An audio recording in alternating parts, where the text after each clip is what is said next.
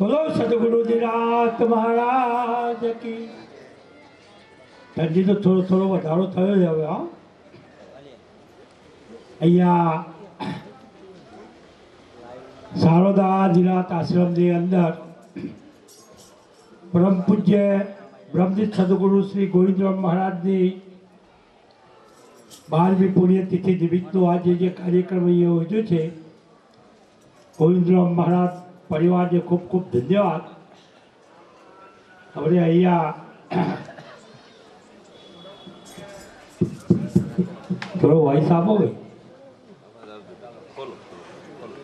ભરતરામ મહારાજે સેવાભાવી સંતોની જે જાહેરાત કરી એમને પણ ખૂબ ખૂબ ધન્યવાદ। કેમ કે નાનું તો ઘણું મળે પણ ટાણું મળતું નથી। વાપરવાની જગ્યા જોઈએ માણસને। પૈસા તો ઘણા હોય છે પણ પૈસા વાપરવાની જગ્યા કોઈની પાસે નથી।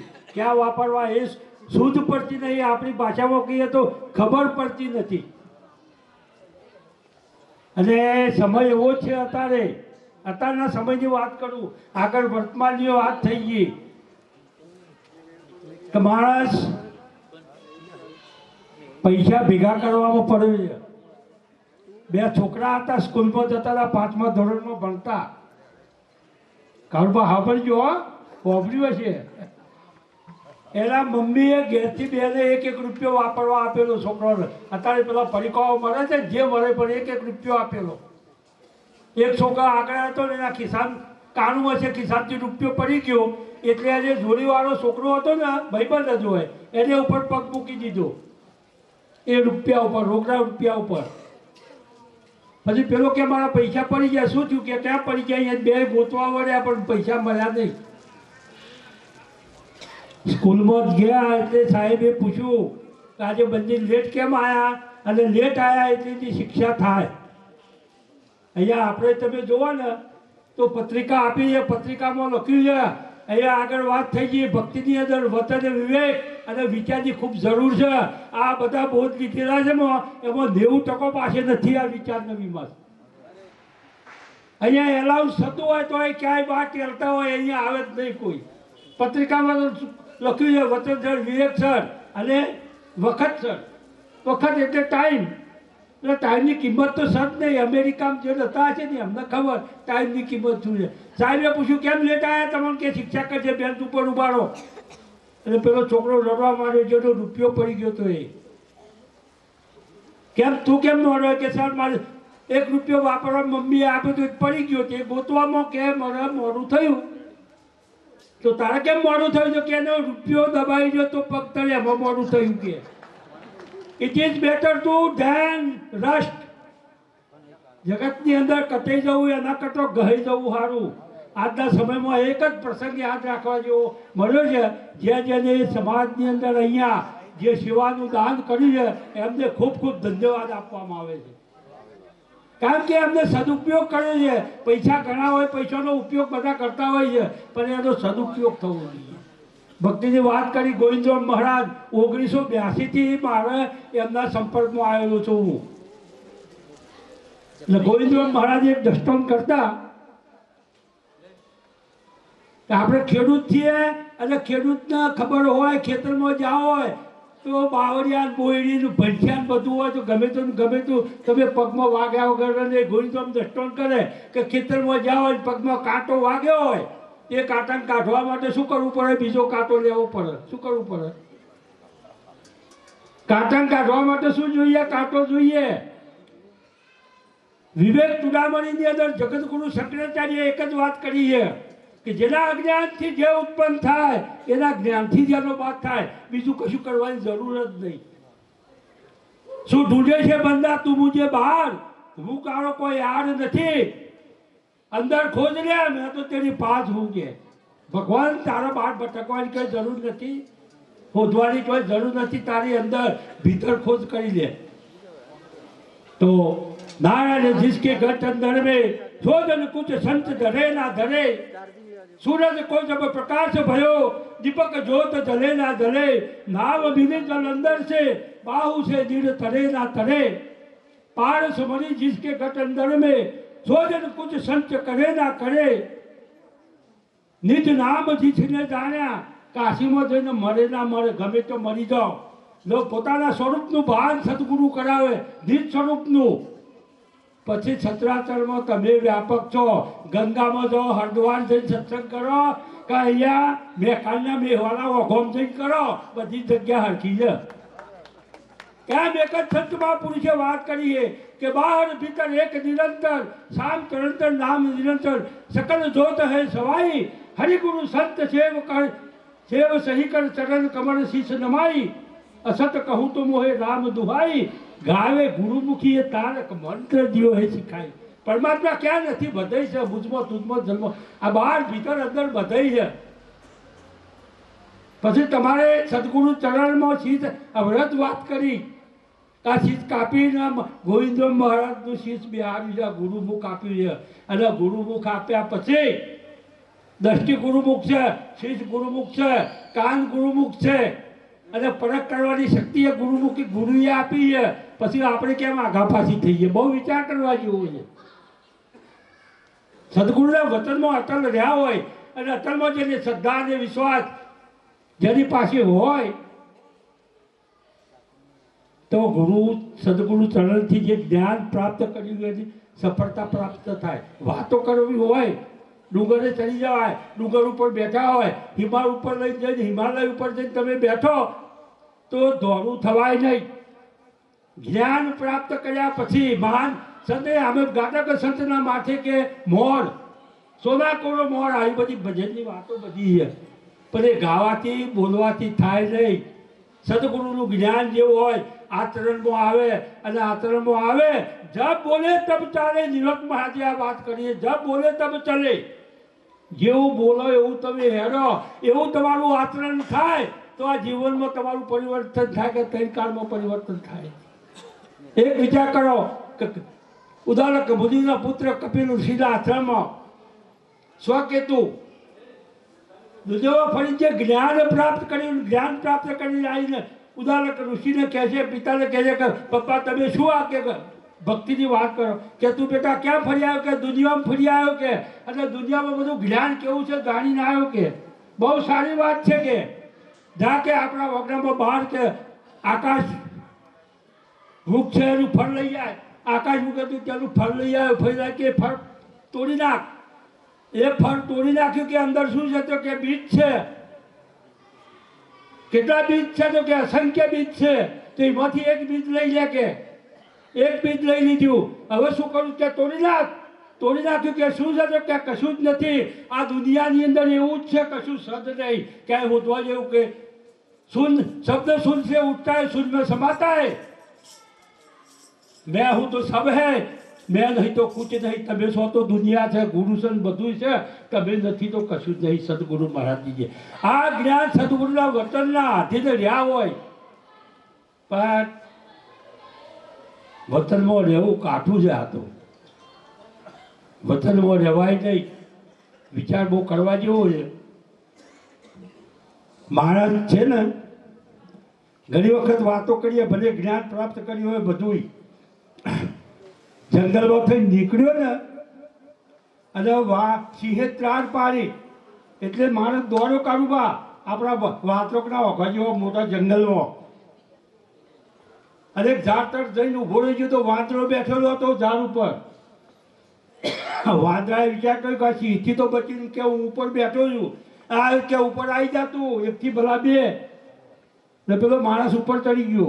આ ડાળે વાંદરો બેઠો છે, અહીંયા માણસ બેઠો. તાકે બચવાનો એક જ ઉપાય, કે આ બેઠા છીએ તે ઉપર આવી જઈએ તો બતાય, કે નીચે પડીએ તો જવાય. અને સિંહ નીચે આવી ગયો પાછો. ને સિંહે વિચાર કર્યો કે એકથી ભલા બે છે. પણ સિંહે વિચાર કર્યો, સિંહ જાનવર છે, વાંદરો જાનવર કહેવાય, અને આ માણસ કહેવાય. શું કહેવાય? સમજવા જેવું છે. ઉલટ ફેર કરો તો ખબર પડે કે ત્રણ કાળમાં ફેર પડે એવું નહીં. સિંહે કહ્યું પેલા નીચે બેઠો, કે આપણે તો ગમે ત્યારે એકાદો કે જોખું કહે કે જ્યાં તો પડવાનું જ છે. અને વય ભક્તિમાં જે જોખો ખાતે હોય, જ્યાં બધા સદગુરુ મહારાજજી જે જોખું આવી ગયું એટલે હેડે આ બધું. વાંદરાએ કહ્યું પેલા માણસને કે એમ કર કે વાળા કાઢીએ ઊંઘવાના. કલાક તું જ કલાક હું કલાક તું એમ કે હવાર પડે પછી આપણે કે આ જતો રહેશે જઈશું. એટલે વાંદરો પેલા માણસ કે પેલો હું ઊંઘું કે ઊંઘી જા. એટલે માણસ ઊંઘી ગયો એટલે પેલા સિંહે વાંદરાને કહ્યું આમ ધક્કો મારી દે કે તને કશું નહીં કરું જવા દે કે ધક્કો મારી દે. એટલે વાંદરાએ કહ્યું કે કહું ભલે જાનવર રહ્યો પણ જેને કે દોસ્તી કરી છે સંગ કર્યું છે જેને વિશ્વાસ આપ્યો છે એટલે કે ધક્કો મરાય. આ જાનવર હતું એક પ્રકારનું તો એ પણ કે ધક્કો મરાય નહીં. સદગુરુ ચરણમાં જે આપણે પ્રતિજ્ઞાની વાત કરી એના અનુસંધાનમાં છે આ દ્રષ્ટાંત. તન મન ધન ચરણમાં એટલે કે પિંડને બ્રહ્માંડ ફરી જાય તો એ હું નહીં ફરું. આ બીજા દાડે કે ગુરુને કીધું કે દિવસે નહીં પીવું રાતની છૂટી જ નહીં કાટ કે ખાના નહીં અને ગાળ કે પીના નહીં. સદગુરુ મહારાજને આવી પ્રતિજ્ઞા નહીં આલી. ખાવા ના પાડી પણ કાટ કે નહીં ખાને કા અને ગાળ કે નહીં પીને કા બાકી ઠપકારવાનું. જય ગુરુ મહારાજ. આ જ્ઞાન ગુરુને ક્યાં આપ્યું? એટલે પેલા વાંદરાએ ધક્કો ના માર્યો. પછી વાંદરાનો વારો આવ્યો ઊંઘવાનો એટલે પેલો માણસ બેઠો થયો. એટલે સિંહે કહ્યું વાહ પેલા માણસને કે હવે ધક્કો મારી દે તને કંઈ નહીં કરું જવા દે. વાંદરો જાણતો હતો કે આ માણસ છે પણ વિચિત્ર છે કોઈ દાડો વિશ્વાસ રખાય. કોનો વિશ્વાસ રાખશો કયો હવે રાખશો કોનો વિશ્વાસ? એટલે વાંદરો ઊંઘ્યો તો ખરો પણ એનું પૂછલું હતું ને દાડો લપેટીને ઊંઘ્યો પહેલાથી જ. સિંહે કહ્યું તને કઈ નહીં કરું ધક્કો મારી જાય. માણસે ધક્કો માર્યો એટલે વાંદરાને પૂછલું હતું તે લપડી પડ્યો જ નહીં પાછું. પછી વાંદરાએ કહ્યું કે તારા ઉપર કે મેં વિશ્વાસ રાખ્યો નહીં તો આ પૂછલું લપડાયું હોત વિશ્વાસ રાખ્યો હોત. એટલે મહારાજ બે વિશ્વાસ સદગુરુ ચરણમાં જેવા જ્ઞાન આપ્યું હોય અત્યારે ચેલા ગુરુના માથાના ફરેલા હોય છે. ગુરુને અમારા કિરણ મહારાજે અહીંયા જોધપુરામાં એક દ્રષ્ટાંત કરેલું મને બહુ વાત ગમી કિરણ મહારાજની કે ગુરુના માટે વેચાઈ જવું હોય ગહી જવું હોય તો ગહી જવું પડે. આનું નામ ભક્તિ કહેવાય. આ તો ગુરુને ગહી નાખી એવા પેદા થયેલા હતા. તારમાં ખોટી વાત નહીં કરતો મારા અનુભવની વાત કરું છું. મારા જે ચેલા છે ને તે ગુરુને ટોટ્યા કહી નાખી એવા અત્યારે હાલ. હવે જો ગુરુની ભક્તિ કરવાની વાત આવે છે અહીંયા કે સદગુરુ વતનના થવો અધિકારી મેળવો અને શું ભજન ગઈ ગઈ કોને સંભળાવશો? અંતર ઉજારો અને પછી ગુરુને બધો અંતર તમારું ઉજારો. કોઈને શિક્ષા દેવી નહીં કોઈને જ્ઞાન દેવું નહીં પોતે પોતાને સમજવાનું છે. એટલે કહેવાનો મતલબ આસ્થાનો મતલબ શું થાય? વિશ્વાસ. ગુરુ પર જેનો વિશ્વાસ હોય. એટલે નાવરું દરિયામાં તમે જ્યાં છો ઓખા દ્વારકા બાજુ નાવરો હતો હવે ચિમ્બરો થઈ ગઈ છે. નાવરું ચાલતું તો અંદર બેઠેલો તો બધો પરિવાર એક 10 વર્ષની છોકરીને બધા બેઠેલા નાવડામાં દરિયામાં ઝોકો આવે ને નાવરું ડોલવા લાગ્યું એટલે બધા કુદાકુદને બૂમા બૂમ કરવા લાગ્યા કે મરી જઈશું મરી જઈશું.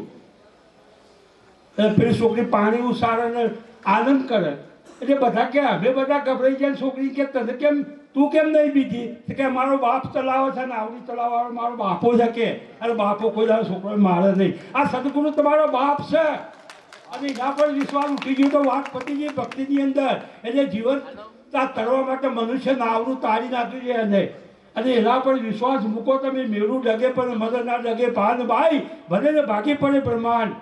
આ દુનિયામાં ગહી જવું ગઈ જાય મરી જાઓ. આ મારી પોતાની વાત કરું છું કે સદગુરુ માટે સમર્પણ થઈ ગયેલા છીએ. ગુરુ કે કુવામ પર તો કુવામ પડી જવા. એક દર્શન કરી દઉં. એક ભાઈ તૈયાર એવા થઈ ગયા ને હવે કઈ કે ગુરુ સુરા શિષ્ય પૂરા હોવા જોઈએ. ગુરુ પૂરા શિષ્ય સુરા હોવા જોઈએ. સુરવીરતા જરીની જરે તો તન ન જે ભક્ત દાતા કે સુર નહીં તો રાજે વાદની કે મત ગુમાવીશ નૂર. એટલે તૈયાર થઈને આવી ગયા ગુરુના ભેગા કે મારે ગુરુનો બોધ લેવો છે. વાત સમજાય છે ને? એટલે કે ગુરુનો વતન અરે કે ગુરુ જે કહે કરવા તૈયાર શું કે બધા ફૂડમાં ઈઓનો હોય છે ભાઈ ના નાખો પેલા હોમઠા પડ્યા હોય ને હોમઠા ખબર પડે શું થાય ભાઈ?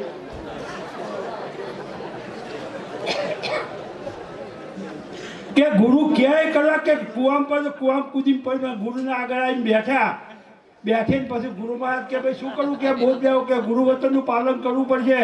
પિંડ બ્રહ્માંડ કે જો સુધી જીવતો સુધી આ દેહ રહેતો સુધી ગુરુના વચનનું પાલન કરવું પડશે. આ તો બોધ લઈને ઘરમાં ઉઠ્યા નહીં કે ગુરુના ઘેરના આપણા ઘેર પતિ જીવા. ગુરુ કે તારે વ્યસન નહીં કરો, બીજો છૂટો ગુરુને પીવા જ નહીં પીતો. અત્યારે તો સોનના પરીકો તમે ગુરુ હોય બેઠા પાછળ પિચકારીઓ મારતા હોય. એક વ્યસન ના છૂટતું હોય. મારો તાતો દાખલો આપો હમણાં જઈ હેણાસનની અંદર બિલાસિયાનો એક ભાઈ એની શોપ છે હેણાસનની અંદર, બાલ કાપાની દાઢીની જેવી. અને મારે એક ભક્ત જ્યાં વાગા પેલા એક જેમ પડે ને ઠપકારીને બધું બધાને ધમત કરતો હતો. એટલે મારો ભક્તો પૈકી મારે દાઢી બાઢી કરાવી નહીં કે બાર નહીં. કેમ કે તું દારૂ પીવા જાય તાર દુકાનમાં મારે આવવાનું નહીં, હાથથી બાલ કપાવા નહીં દે. ઘેર જતો રહ્યો. પેલા ભાઈએ વિચાર કર્યો ધંધાવાળાએ કે આવું કરવાથી આવું થતું હોય તો જીવન સુધારવા માટે કંઈક કરવું પડે ને. બીજા દાળ છોડી દીધું. આવી ગયો આપણી જોડે કે આવું કરવું મૂકી ટાઈમ લેવો પડે. આ તો તાત્કાલિક જીવન પ્રાપ્ત ના થાય એટલે ગુરુ કેમ કરવું પડે. વચનમાં લઈ લીધા તારે છૂટી ગયો દાવ લાગી લગન છૂટે નહીં ભલે તાંત પાક જલ જાય ક્યુ સ્વાદ અંગાર મેં ભલે એક સદગુરુના વતનનું જો બોણ વાગી ગયું હોય, વતનના બાણ વાગ્યા વિના હૃદયના ગાવ છું જાણે, જેને લાગી નથી લગનની વાત છું. એક સદગુરુના વતનનું બાણ જેનું વાગ્યું પેલો ભાઈ તો તૈયાર થઈને બેસી ગયો ગુરુમાં કે ગુરુના વચનનું પાલન કરીશ બાપુ. તમે જે કહો આ રૂમાલ નાખો કહેવાના તાર ગણી જો કે પેલો ગુરુના મોઢા હાથું પર કરી જોઈ લો કે બાપુ હું તો એવું સમજતો તો તમે કુવાનું પડવાનું કહેશો કે. એટલે આવાના તાર ગણી જો એક એક તારમાં પરમાત્મા બેઠેલો છે. અણુ હોય તો તાર પર હોય કે ના હોય પણ કયો ગુરુ વચનનું પાલન થાય એવું જો કયો. આપણે કંઈક વિચારીને બેઠા હોય, ગુરુ જે કંઈક બીજું કહેતા હોય. એટલે કહેવાનો મતલબ અહીંયા સમયની મર્યાદા છે, થોડું વધારે બોલી જવો તો માફ કરજો. બોલો સદગુરુ ગોવિંદરામ મહારાજ કી જય. સુંદર ચાલુ મહારાજ વચન નિષ્ઠાની વાત કરી.